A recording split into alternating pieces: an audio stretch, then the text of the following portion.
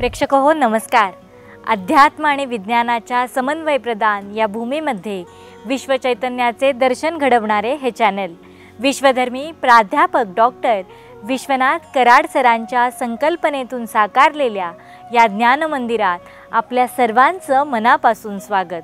प्रबुद्ध विचारांचे प्रवर्तक, ज्येष्ठ विचारवंत, कवी, लेखक आचार्य डॉक्टर रतनलाल सोनाग्रा सरांच्याच कबीरवाणी या पुस्तकावर आधारित हा कार्यक्रम. आजचं कबीरपद काय सांगते ते पाहूयात. ग्रह चंद्र ताऱ्यांची ज्योती चमके सुरत रागाची, निरत तार वाजे शून्य रात्रंदिन नौबती वाजती, म्हणे कबीर गगन निनादे. सुरत निरत विरह मिलनाची ही वीणा झंकारते आहे असं कबीर म्हणतायत. काय सांगाल सर? कसं आहे की पुन्हा हे काव्यमय वर्णन आहे. कबीरामधला जो कवी आहे, जो वेगवेगळ्या गोष्टींचे वर्णन करताना तो म्हणतो की हे सगळं आकाश जे आहे संपूर्ण, या आकाशामध्ये सुरती निरतची वीणा झंकारते आहे. म्हणजे त्याला परमेश्वरी स्वरूप वेगवेगळ्या स्वरूपात दिसतं आहे की ते जो निनाद आहे, जो नाद आहे, तो अंतर्ध्वनी आहे. माणसामध्ये दोन गोष्टी असतात, एक अंतर्ज्योती आणि एक अंतर्ध्वनी. तर तो अंतर्ध्वनीमध्ये ते म्हणतात की मला सृष्टीमध्ये सगळा नाद ऐकू येतो आहे आणि ती वीणा झंकारते आहे. आपण पाहिलं की प्रकृतीच्या सान्निध्यामध्ये एकदम शांतपणे बसल्यावर आपल्याला प्रकृतीमधूनच एक मौनाचा विशिष्ट आवाज ऐकू येतो आणि ते शांत राहिल्यावरती जे कळतं ते आपल्याला माहीत नसतं की इतकं सौंदर्य याच्यामध्ये आहे, या शांत बसण्यामध्ये. कारण त्या क्षणी तुम्ही आणि सृष्टी एकरूप होत असते आणि तुम्ही आणि सृष्टी एकरूप झाला तर सृष्टीतले सगळे ध्वनी आपल्यामध्ये येतात आणि आपल्याला ते कळतं.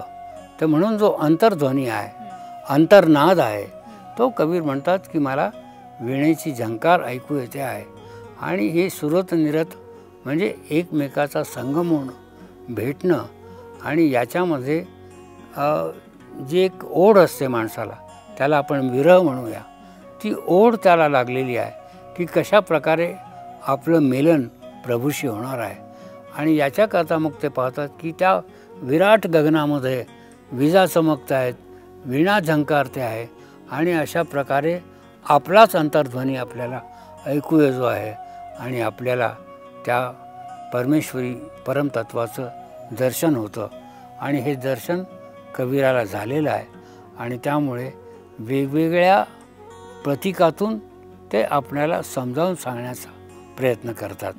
तसंच हा एक प्रतीक आहे आणि हे प्रतीक जेव्हा कबीर वापरतात तेव्हा ते वेगवेगळ्या शास्त्रातील देखील काही गोष्टी वापरतात.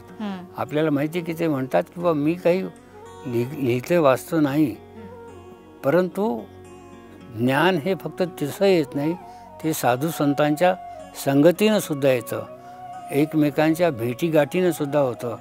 तेव्हा कबीराचा आणखीन एक दोहा याच्यावरती आहे की कसं ज्ञान मिळावं. जेव्हा त्यांना असं कळलं की आता आपला अंत जवळ आलेला आहे आणि माणसाला हे कळतं, संतांना तर ते आधीच जवळचं होतं की राम बुलावा भेजिया दिया कबीरा रोय, जो सुख साधू संगती में वो बैकुंठ ना होय.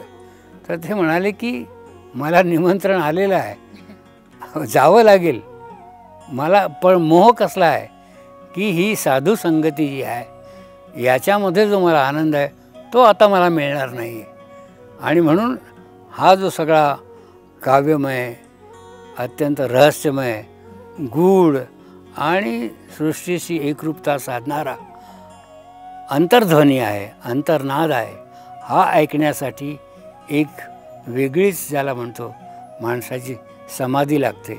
मला वाटतं हीच संजीवन समाधी आहे की सृष्टीशी एकरूप होताना मनुष्य आपल्याशीही एकरूप करतो आणि आपल्या सगळ्या भावनांशी एकरूप होतो.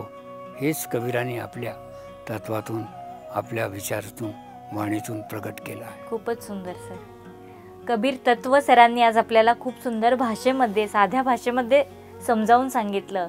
अशाच एका नव्या पदासह भेटूयात पुढच्या कबीरवाणीत. तोपर्यंत बघत रहा विश्वशांती दर्शन हे चॅनल. नमस्कार.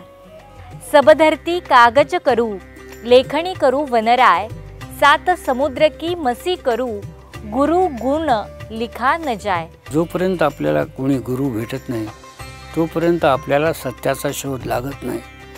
आणि अशा गुरुच्या दर्शनामुळेच कबीराला असं वाटतं की आपलं जीवन सार्थक झालेलं आहे.